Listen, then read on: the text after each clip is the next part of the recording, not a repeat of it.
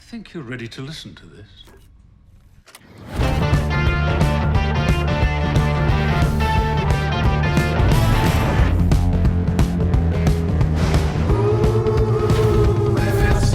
Maybe it's time we see what better looks like.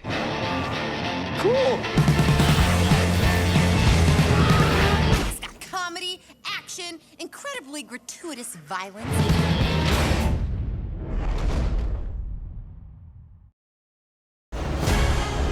I've had the chance to take you behind the scenes on the scripting, animation, and voice recording of Young Justice Outsiders. We're here at our last stop, post-production.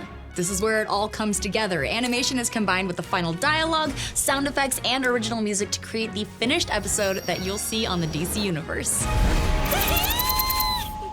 When we get the animation back, we do what we call a first cut, which just is rough timing. That way we get sound effects and Foley effects, and of course, all-important music, which really creates the atmosphere for the piece.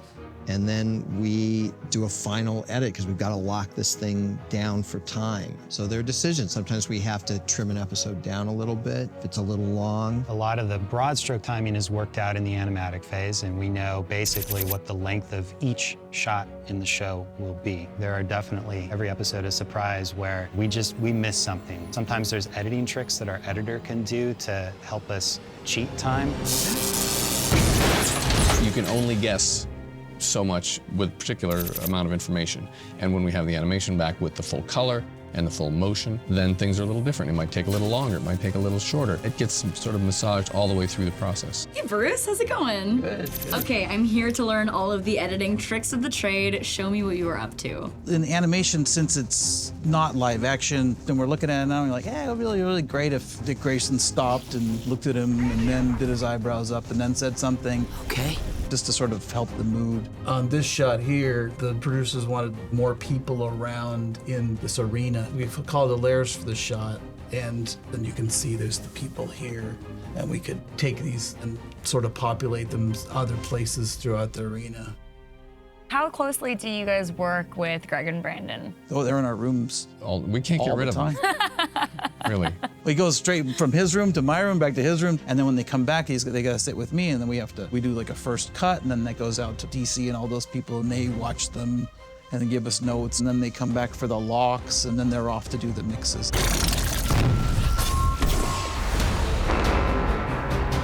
People underestimate how important sound is in the whole process. It's amazing what sound can do, how it can affect what you're seeing. We have non-verbal characters like Wolf or Bruce Lee, the pets. We have Super Cycle, who's a living vehicle. Whoa, what's this now? As sound people, we are embellishing. We are adding little bits and pieces, a horn honk in between some lines. Super Cycle, what are you doing? We're trying to add in life to whatever we're making. I kind of like it when there's a character that gets to be all the sound guys. That's where the one moment where we get to actually have a line of dialogue. We get to have a reaction to a scene. How has Super Cycle evolved? Super Cycle is cockier. It's kind of the sassy part that Superboy doesn't really get to be. No one's kicking anyone out.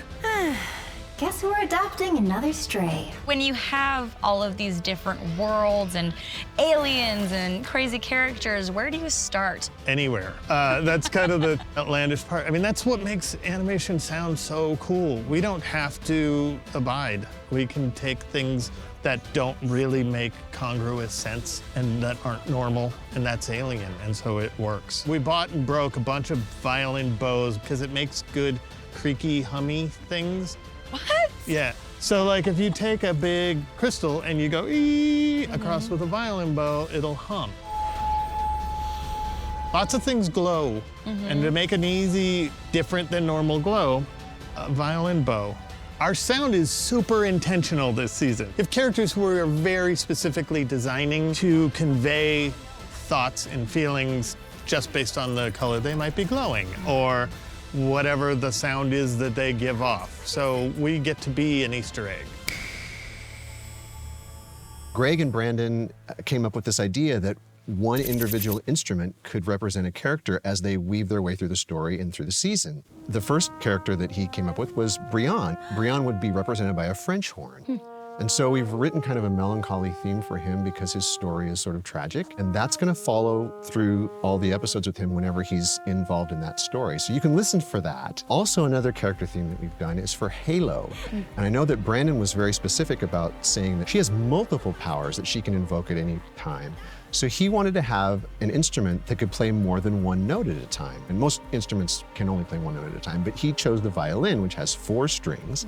So it was almost as if, you know, the strings of the violin represent her different powers that she can use simultaneously. I liked having major 7s and augmented chords. It sounds kind of floating like Halo. I think it can work even not as magical sounding. It can be just really lonely and haunting, just the single melody, like. Oh, and it would work really well on the bass, too.